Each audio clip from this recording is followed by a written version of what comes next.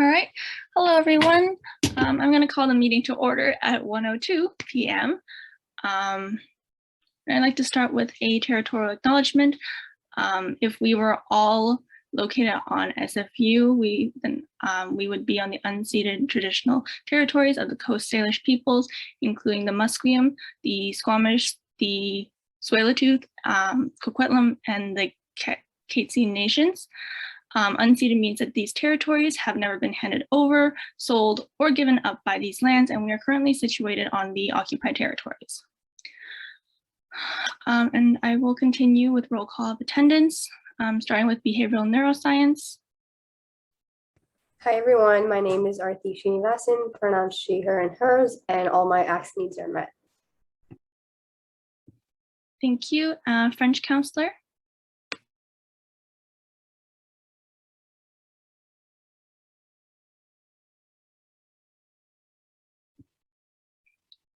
Kylie, I assume that you're typing in the chat. Okay, all good. Okay, no, I'm back. Okay, okay, great. This is gonna be interesting. I'll find a better spot next time. Hi, I'm Kylie. I'm the French counselor. I use she, her pronouns, and all of my accessibility needs have been met, though like I did say, I'm on campus, so I've been having some technical difficulties. Okay. Yeah. No worries. Thanks for letting us know. And then Sarah, or sorry, engineering. Hi, I'm Sarah. I'm in the sub right now, so it's a bit noisy. Sorry, I can find somewhere quieter. It's just my steps here. And yeah, pronouns are she, her, and all my accessibility needs are met. Okay, no worries. Thank you, guys. So yeah, everyone's here. Yay. Let's move on to the consent agenda. Be resolved to adopt the consent agenda by unanimous consent, and these would include the previous final minutes from our last meeting back in August, I guess. Yeah. Be resolved to receive and file the following minutes of those meetings. Calling for unanimous consent. If you dissent, then please unmute your mic or raise your hand. Seeing no objections, it carries unanimously. And we'll move on to number 5, the adoption of today's agenda, which is be resolved to carry and adopt the agenda by unanimous consent to include the following discussion items. Wait.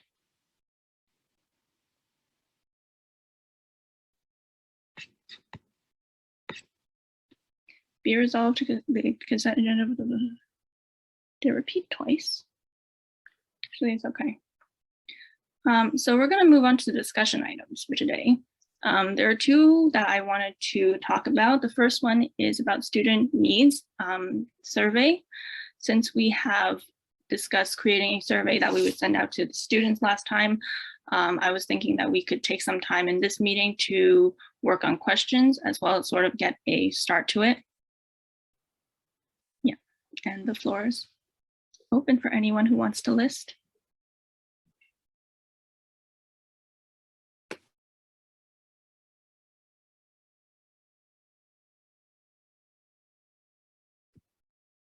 Arthi, you can go ahead.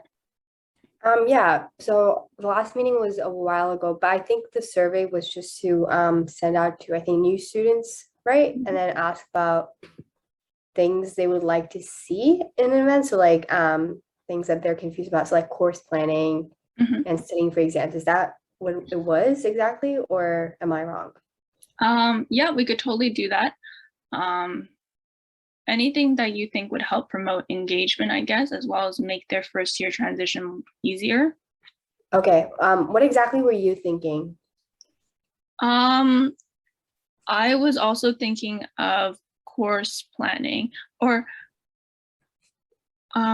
1 second.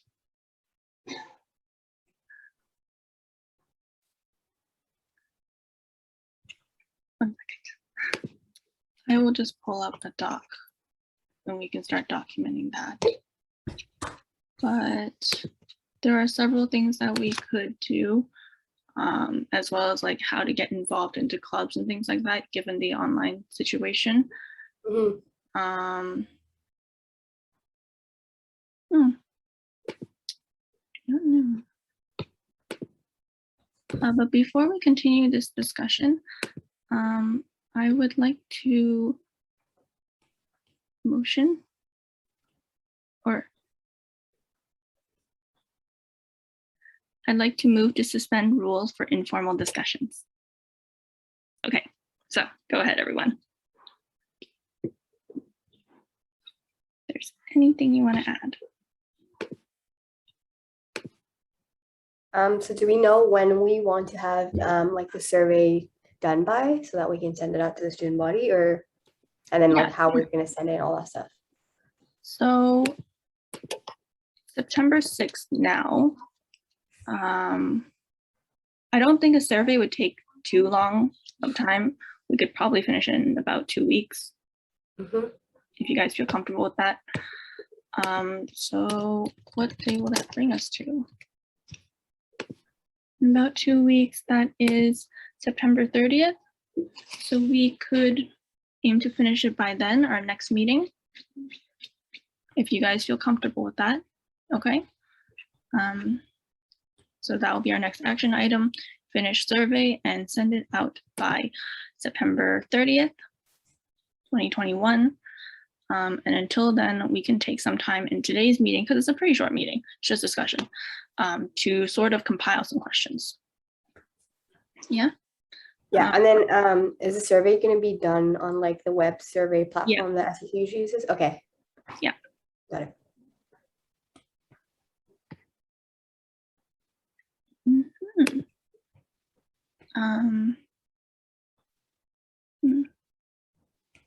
Yeah. What else do you think would be helpful for first year students? I know some of you are second year and third year, but maybe you guys remember back last year how it felt. I think you mentioned course planning. I think that's a big one, how to sort of balance your schedule a bit. Okay. And then also how to get in contact with academic advisors, because they're very useful tools that I feel like a lot of people don't utilize, especially in the first year. Okay.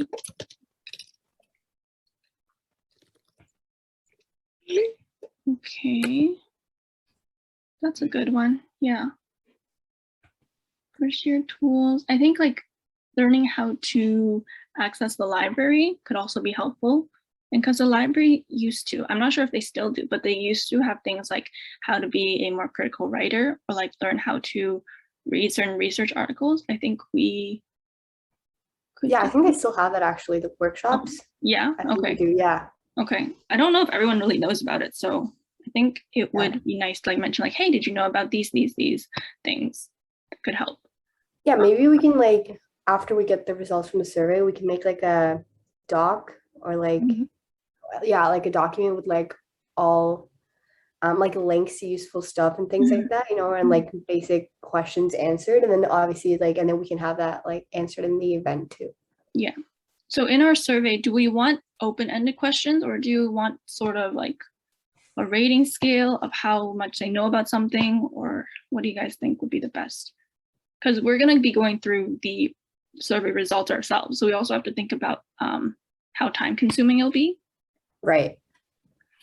I think it would be better to have, I think that's what we said last time too, to have like a scale. So we say like the particular stuff and then they just rate it, how well they know it, or how well they don't know it. And then we can also have like a comment section at the end. And then that could be like extra stuff that they would want to see, or they would want to know more about. Okay. Yeah, I agree with that. Having a sliding or scale would make life easier for us a lot. And then, yeah, like she said, like extra questions thing at the bottom for more questions people have. How are we, I mean, I guess we can think about this later, but how exactly are we like going to be sending it out? And also, are we sending it out to like all students, or like how are we specifically going to be sending it out to like new coming students? That is a good point. Yep. Before we do that, can I just go back to number 5, the adoption of the agenda, and ask for someone to first. I can first. Thank you, Arthi. And is there a seconder? I can second. Thank you, Kylie. Okay, going back to the discussion items. So I actually am not sure about that yet. My first idea was that we send it to, so in my department, psychology, we have sort of like a psychology engagement person, and then they tend to send us out stuff like that. And I think FAST also has one, but if we're sort of going beyond it, I'm not sure which office we'd have to reach out to. Yeah, because if we were to like do it with like the psychology entertainment or engagement, sorry, and then I know BPK has that too. I feel like a lot of people don't really like read the weekly digest, and like, or even if they do, they're not going to be like, oh, I want to do this, like it sounds interesting.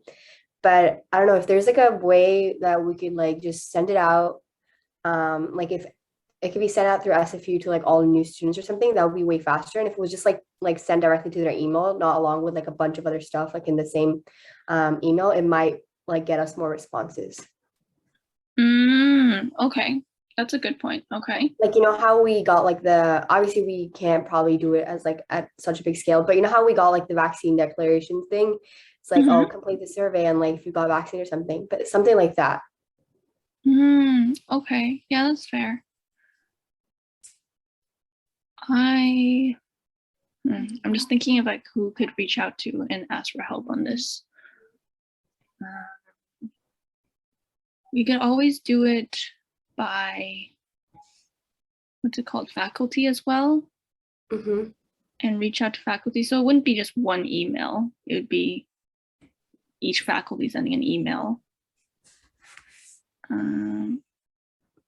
Yeah. I have to reach out to some people about that, and we'll go back to it afterwards. Other than that, were there any other problems that you guys think might happen?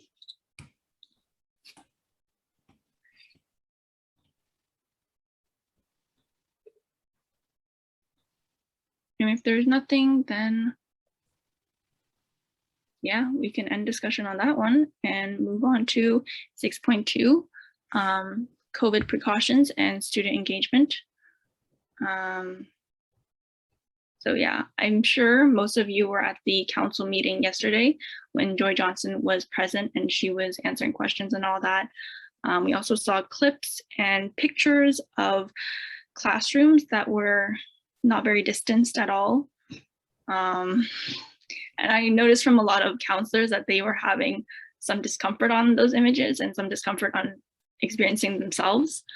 So I wanted to hear some feedback on you guys and how you felt about it and how we should go about student engagement, because we obviously want to be in a safe place, but yeah. So personally, I don't think I joined the meeting late yesterday, but like I have experience because I have a psych class with 500 people in the Images Theater, and there's absolutely no social distancing whatsoever. And just for my sake, I'm hoping that everyone's like fully vaccinated, because like you can't really do much, right? You can't really physically distance anyone from in the class. So but going forward with our events, I feel like the best to do is to like have everything planned both ways, but then just kind of I feel like even if we make our event like say like November or something, so we have like almost a month and a half, and then we can see how restrictions are at that time. So maybe we can have like more people attend, and maybe it can be in person, or if it's still going to be like in Zoom, we can also arrange for that, you know, like just waiting out to see how the COVID restrictions change, because we don't really know, because cases are rising right now. But at the same time, they're also like might be getting controlled, because now the vaccine passport is required, and like you are required to get vaccinated, right? So that might change the way things play out for us, but yeah. Okay, awesome. Yeah, I was also thinking that once we do get the results from the survey, that'll probably be like mid-October to November. So like you said, once November, maybe things have changed a bit. And then we can play it by the ear then, as well as once we get the results, we also figure out like what they want to be done and what things can be done online, like course planning and things like that. I feel like it would be easier to sort of screen share and do a virtual workshop versus like on PowerPoint or something. Like it's not easier maybe, but like it's very doable, just as doable. Yeah. I agree with that. And we're probably going to still have that 25-person cap. So by keeping online, we can keep it really open. Okay. Yeah, I was gonna mention that as well. We'll have to see. I like the idea of keeping it like open. We'll see how it is later because just like Sarah said, there is a 25-person cap right now. So maybe in November there won't be a cap and we could do it in person, or maybe there will be a cap and we might want to do it online. So I definitely think we should feel the waters still for a bit. That's okay. So I guess for now we can end discussion on that and we'll focus on making questions for the survey, sending that out, compiling results, and then we'll go from there. Yeah. I just have one last thing to add. So even if we do want to make it in person, and like obviously we don't want to like limit the amount of people that would have to come, because if it's indoors, like some rooms can't hold more people, right?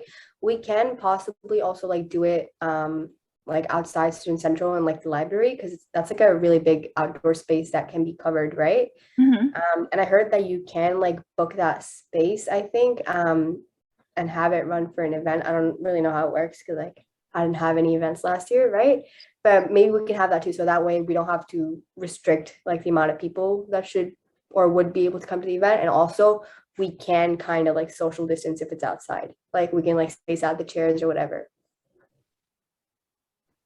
Wait, sorry, do you mean the space outside the library, like the concrete Yeah, area? yeah, like like right between like the library and the Maggie Benson Center, like you okay. know how, like where the campfire and everything is, like over there.